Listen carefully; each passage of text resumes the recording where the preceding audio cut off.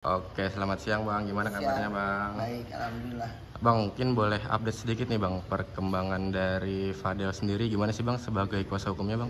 Fadel baik-baik aja, alhamdulillah. Saat ini di Cipinang lebih sehat, lebih sabar, lebih berisi, lebih bersih badannya.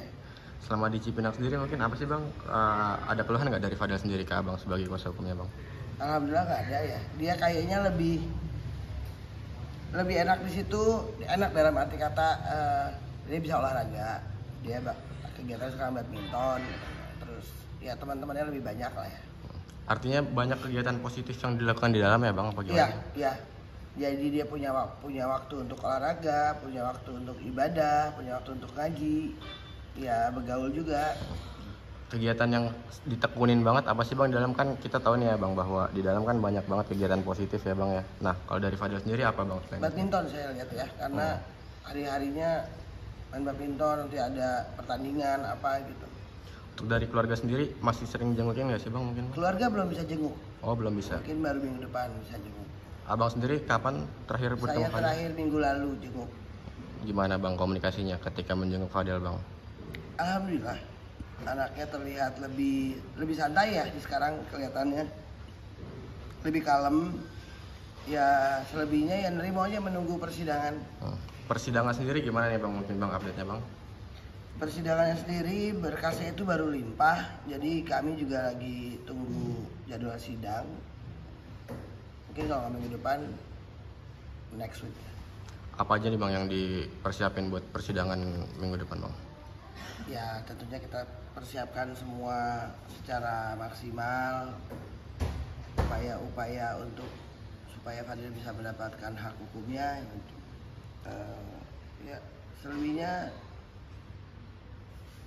normatif lah.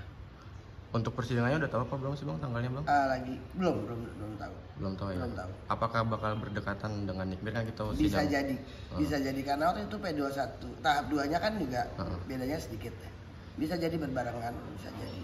Nah ini kalau dari Nikmir sendiri kan udah keluar ya Bang ya, kenapa dari Fadel belum, padahal berbarengan loh Bang itunya Bang, berkasnya Bang? Wah nggak tahu, itu kan kewenangannya di pengadilan ya. Kewenangannya di sana, saya nggak tahu kenapa sebabnya. Nah dari Fadel sendiri mungkin apa sih Bang sekarang Bang keluhannya Bang ke Abang atau ke keluarga selama di dalam, ada nggak keluhannya? Nggak ada keluhan apa-apa, alhamdulillah. Artinya Fadel sehat ya di dalam? Sehat, lebih kuat, lebih sabar, lebih nerima sekarang. Apa pembelajaran yang didapat Bang ketika curhat sama Abang? Iya. Nih Bang. Dia cuma bilang kapok lah pacaran kayak gini ya. Saya bilang ya nggak apa-apa, kan ini namanya perjalanan hidup ya yang mesti dilewati. Setiap orang juga punya permasalahan, tapi pasti ada jalan keluarnya. Jadi berserah diri aja, minta bantuan dari Allah Subhanahu Wa Taala.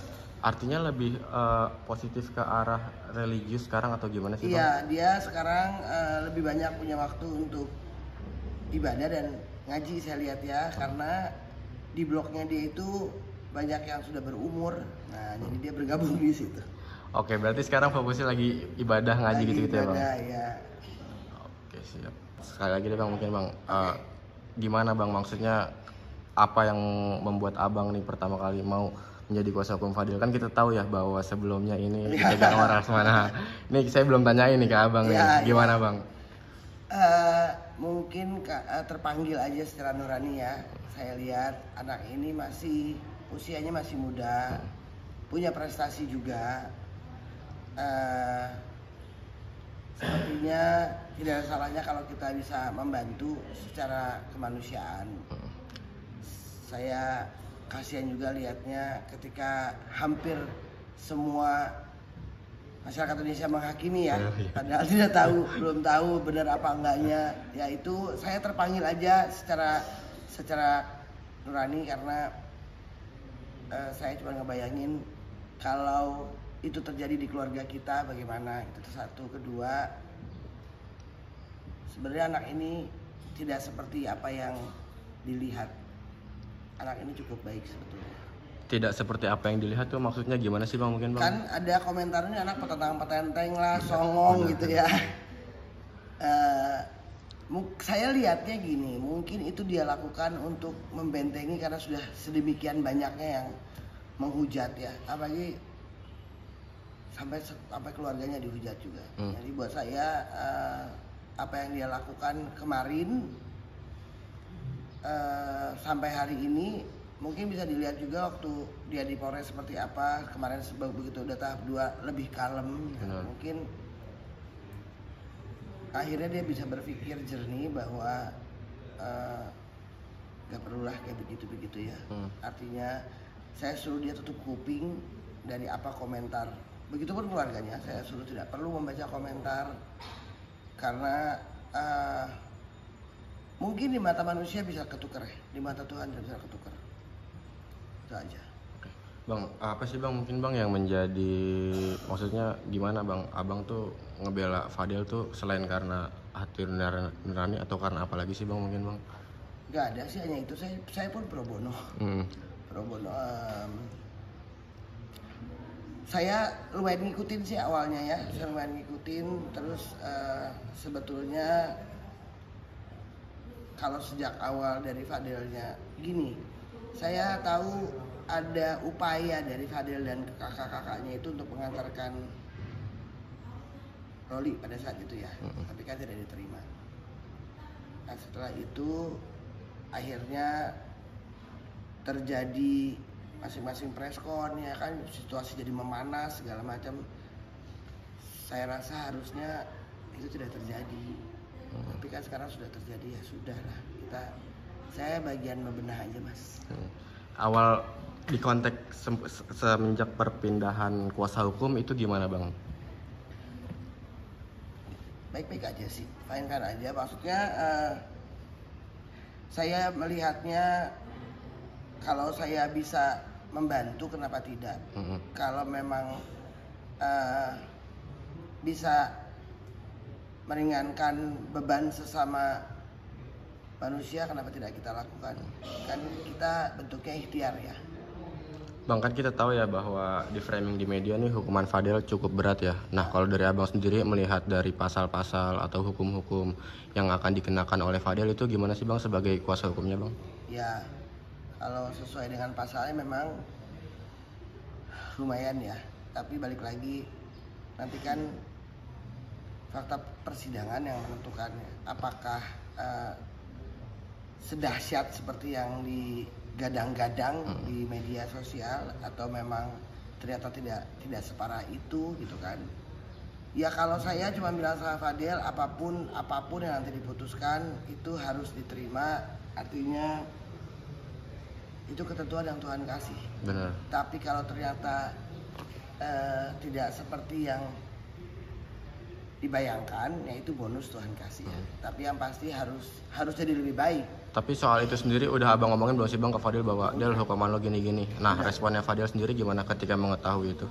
Ya namanya anak kecil ya, waktu awal tuh sempat yang aduh lama juga ya gitu. Terus saya bilang ya kan kita harus bicara terburu. Kalau jadinya tidak seperti itu namanya bonus. Tapi kan harus mempersiapkan diri. Tapi akhirnya dia siap. Berapa sih bang mungkin hukuman yang diterima nih, maksudnya rendahnya tuh yang kecil-kecilnya gitu? Kecil-kecilnya mungkin 6-7 tahun ya, kecil-kecilnya mungkin ya. Karena maksimalnya 15. Itu bakal bisa kena remisi gitu-gitu nggak sih bang? Mungkin? Oh iya, kalau sudah inkrah ya, kalau dia berkelakuan baik harusnya dapat.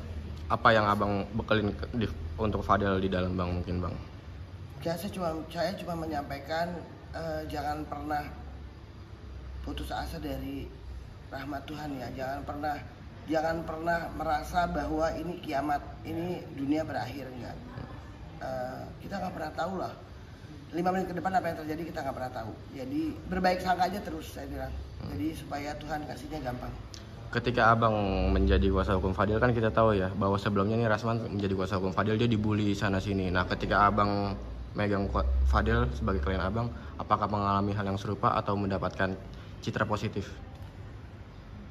Saya nggak pernah baca komentar ya, dan alhamdulillah sampai hari ini nggak ada yang DM saya atau WhatsApp saya, nggak ada, alhamdulillah. Mudah-mudahan tidak ada, karena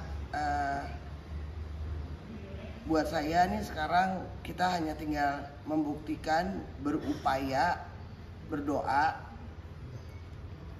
Keputusannya Tuhan yang nentuin sih gimana nantinya ya. Tapi Fadil sendiri masih ada ngomongin Loli nggak sih bang ke abang bang bahwa dia masih sayang sama Loli kah atau apakah atau gimana? Enggak, dia cuma nanya kemarin Loli itu masih di safe house apa di mana. Saya bilang saya nggak tahu. Kita fokus aja sama perkaranya. Oke, terakhir bang, mungkin ada pesan yang pengen abang sampaikan bang? Ya mudah-mudahan untuk semua masyarakat Indonesia yang mengikuti berita ini bisa memahami, tidak banyak berasumsi, apalagi ini lumayan berat untuk keluarganya ya. Artinya seandainya ujian ini terjadi sama kita, apakah kita bisa sekuat mereka gitu. Jadi berbaik sangka aja. Mudah-mudahan Fadil dan keluarga bisa segera keluar dari ujian ini. Untuk masyarakat yang merasa ini belum ada kepastian kok salah apa enggaknya, ya minta doanya. Tapi yang tidak berkenan juga ya nggak apa-apa juga. Tapi yang pasti Fadil secara mental, fisik dan batin udah siap buat menghadapi Insya Allah semua. siap insya Allah.